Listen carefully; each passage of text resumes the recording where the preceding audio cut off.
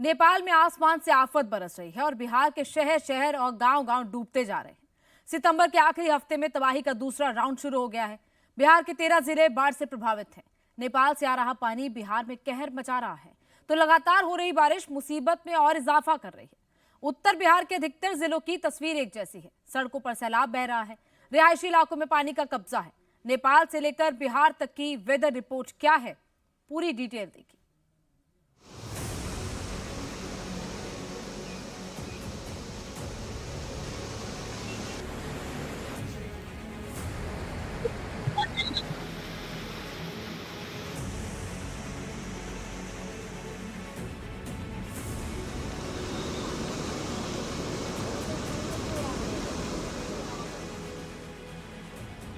नदियां जब रौद्र रूप दिखाती हैं, तो सड़कें बह जाती हैं।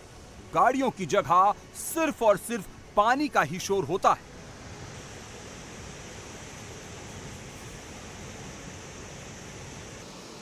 जब नदियां उफान पर आती हैं, तो ना रेलवे ट्रैक बचता है और ना ही खेत में खड़ी फसलें बचती हैं। बाढ़ की विनाश लीला में मकान, दुकान और पूरा मोहल्ला डूब जाता है। बिहार के रिहायशी इलाकों में सैलाब का कब्जा है। सड़कें समंदर में तब्दील हो चुकी हैं।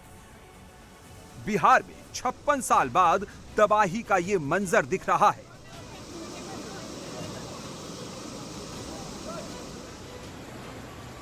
उन्नीस के बाद बिहार में कोसी का ये सबसे रौद्र रूप है।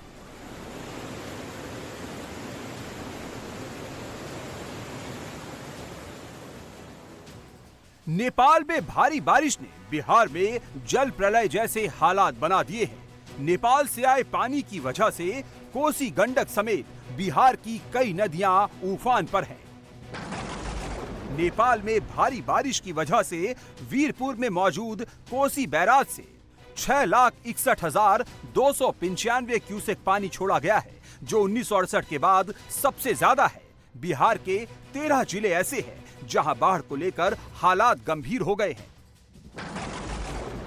नेपाल की बारिश से बिहार बेहाल हो रहा है।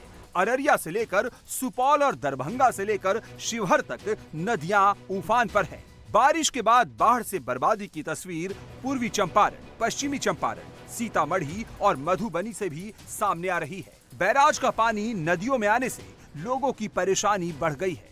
आबादी वाले इलाकों तक पानी पहुंचना शुरू हो गया है और ऐसे में लगातार हो रही बारिश से हालात और बेकाबू हो गए हैं। सहरसा में चारों तरफ पानी का सैलाब नजर आ रहा है। खतरे को देखते हुए बाढ़ प्रभावित इलाकों में एनडीआरएफ की टीमों ने मोर्चा संभाल लिया है।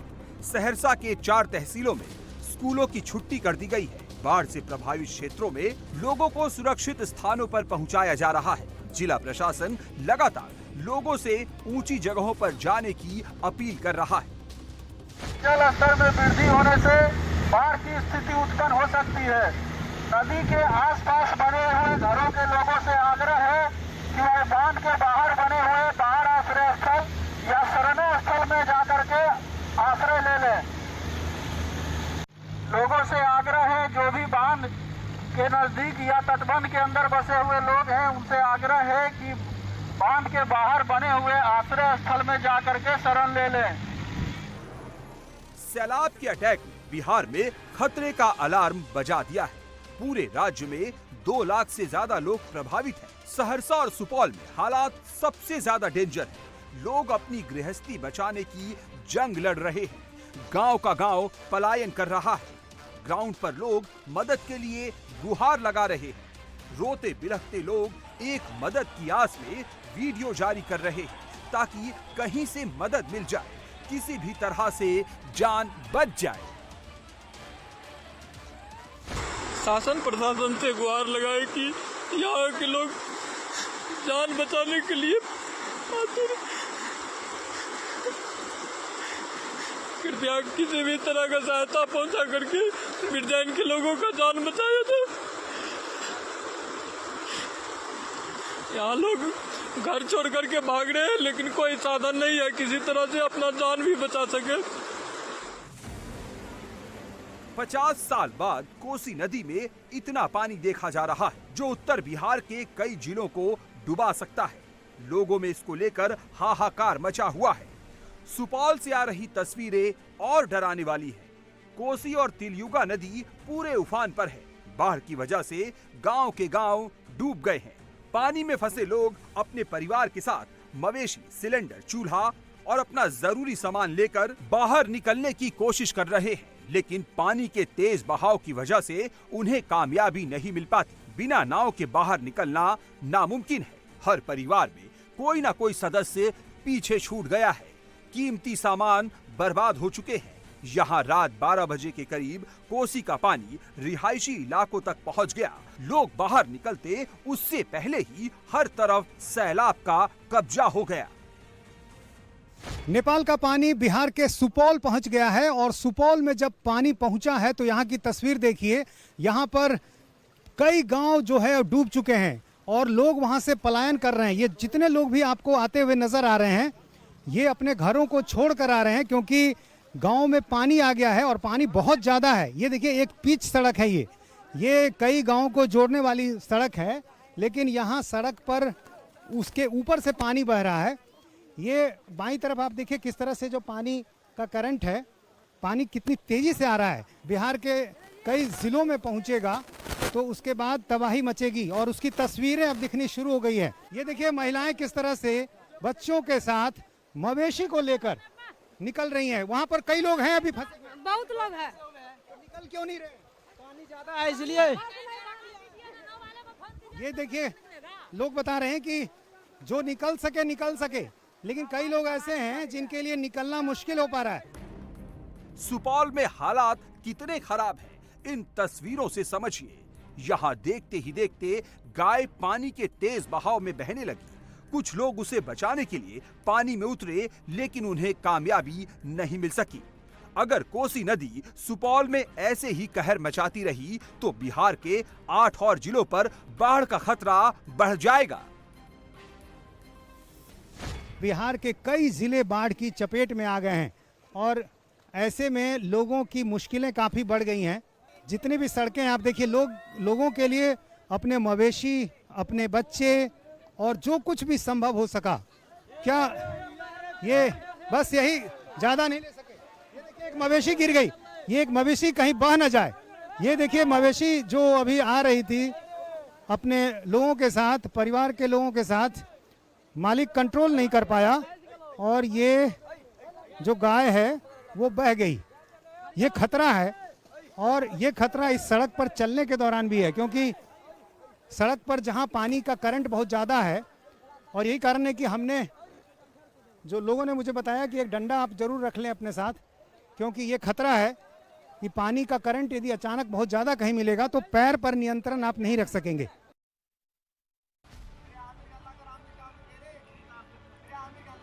सुपौल के बाद अररिया की तस्वीर देखिए।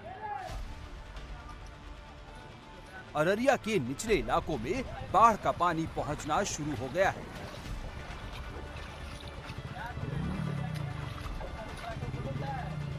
गांव तालाब में तब्दील होने लगे। घर और दुकानों में बाढ़ का पानी आ गया है। नदियों के उफान पर होने की वजह से लोग दहशत में हैं।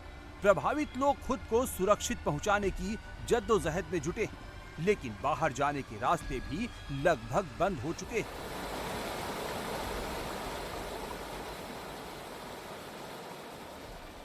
जोगबनी रेलवे स्टेशन के ट्रैक पर बाढ़ के पानी का कब्जा है, जिसकी वजह से इस रूट पर आने वाली ट्रेनों को या तो डाइवर्ट किया गया है या तो ट्रेनें रद्द कर दी गई हैं। पश्चिमी चंपारण में बाढ़ का खतरा बढ़ता जा रहा है। लगातार बारिश की वजह से गंडक नदी में भी उफान है। 21 साल बाद नेपाल के देवघाट से 6,40,000 क्यूसेक पानी छोड़ा गया है, जिसके कारण इंडो नेपाल बॉर्डर पर वाल्मीकि नगर के गंडक बैराज से भी पानी डिस्चार्ज किया गया है। लिहाजा दियारा के निचले इलाकों में नदी का पानी तेजी से फैलने लगा है, जिससे लोगों की मुश्किलें बढ़ रही हैं। वाल्मीकि नगर में हवाई अड्डा का रनवे और हेलीपैड दोनों डूब गए हैं।